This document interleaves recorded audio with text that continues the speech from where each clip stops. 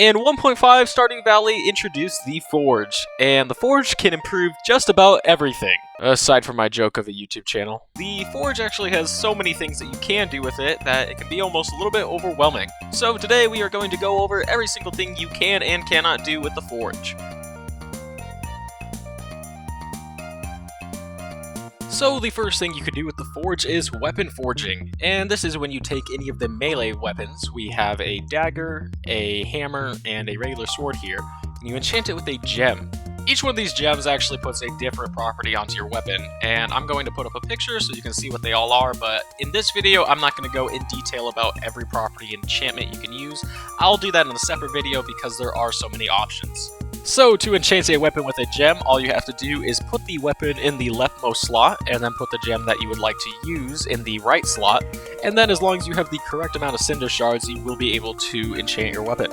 So after applying the gem, you can see my dagger now has a plus 15 weight aspect to it, and this allows it to have more knockback. You can actually enchant your weapons with gems 3 times. So I have my dagger and my hammer enchanted once, and I can now take my dagger and enchant it once again, and I can use a different gem if I want to put different properties on it.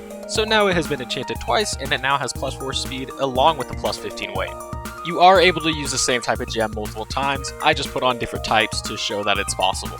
Also keep in mind that each additional enchantment you put on actually costs more cinder shards than the last. So after putting my third and final gem on each of these weapons, you can see that they now read Forged under their description, which means that they are now fully enchanted with gems and cannot have any more applied to them. Now for the sword, I'm actually going to enchant it with the diamond, which has a very different impact than the other gems. It actually only costs 10 cinder shards, so it's cheaper, and it puts on all 3 enchantments onto your weapon, so it's completely forged, but every enchantment that it gets is randomized. Okay, and there we have it. That's everything you need to know about weapon forging. Let's move on to enchantments. So using any kind of weapon, along with a prismatic shard in the Forge, will give you a randomized enchantment. And these are typically much more powerful than the gem enchantment, but they cost a little bit more. They are 20 cinder shards each. But after confirming that, you can see my sword now has the vampiric enchantment, which means that it has lifesteal on enemies.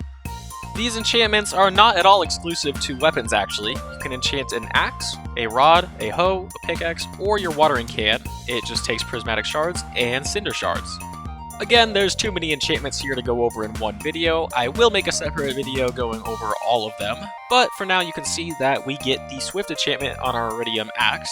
Putting our rod in here, we will get another enchantment, so there are specific enchantments for specific tools. Some tools can have the same types of enchantments. It's a little bit complicated, but just know that putting a tool into the Forge along with a prismatic shard will give it a randomized enchantment. If you happen to get an enchantment which you don't like, you are actually able to re-enchant it for the price of another prismatic shard. All you have to do is put your enchanted item back into the Forge along with a prismatic shard, and it will give it a brand new randomized enchantment. You can see here my iridium hoe went from having swift to having archaeologist. Alright, next up, let's discuss infinity weapons. So an infinity weapon is just an even more powerful version of the galaxy weapons, and it's created by applying 3 galaxy souls to each of the galaxy weapons. So it takes 20 cinder shards to apply each galaxy soul, and something that's important to note is that this is not like a progression system. A galaxy weapon that has 2 galaxy souls attached to it is no better than a galaxy weapon with no souls attached to it, so you have to put on all 3 for it to make a difference. So after applying all 3 galaxy souls to each of these weapons, you can see they take on a different appearance and they become an infinity weapon. So you can see as I'm hovering over each of these weapons just how powerful their stats are. The galaxy weapons already were powerful, so these infinity weapons are pretty insane. But that's all there is to know about infinity weapons, so let's move on to weapon appearances. So using the Forge, you're actually able to make a weapon appear different while maintaining the same stats. But the important thing with this is that they have to be weapons of the same type.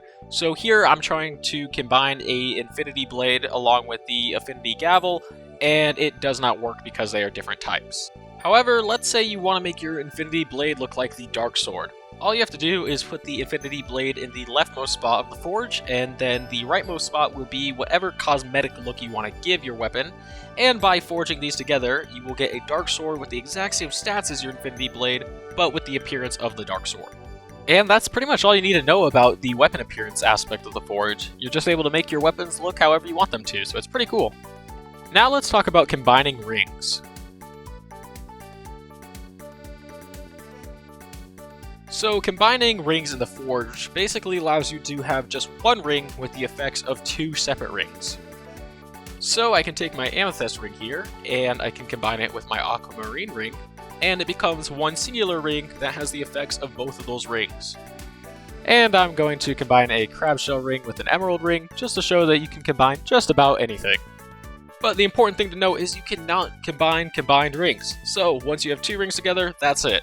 You actually are able to combine rings that have the same general effect as long as they are different kinds of rings. So these both emit a constant light, but we are able to combine them. Trying to combine two amethyst rings though does absolutely nothing. We are not able to do that. Okay, so now let's talk about unforging. So enforging is just removing the enchantments off a weapon that's been enchanted or combined. So if we take our little Infinity Blade Dark Sword combo here and press the Unforge option, we're actually able to get back a regular Infinity Blade. You don't get back the Dark Sword though, so the cosmetic weapon is destroyed and lost, but you do get back a few Cinder Shards. Putting in a combined ring and unforging it though, it actually does give you back both rings. So that's kind of nice. That's really all you need to know about unforging. Let's talk about fishing next. This lava pool around the forge is actually the only place in this entire volcano that you're actually able to fish. And it's a really good spot to fish too, especially because it has lava eels. There's only two places in the game where lava eels can be, and this is one of them. If you don't know, lava eels are super good in fish ponds, so I definitely recommend this fishing location if you're interested in getting into that. There's also a rare thing that can occur while you're fishing here, but I'm not going to spoil it, so just have fun, give it a shot. Okay, and that's really everything there is to know about the forge. So if you guys did enjoy this video and it helped you out, please like, comment, and subscribe. It seriously would mean the world to me. I'm just starting off on YouTube really, and I appreciate any feedback or any support I can get. So with that, thank you guys for watching, and I'll see you in the next one.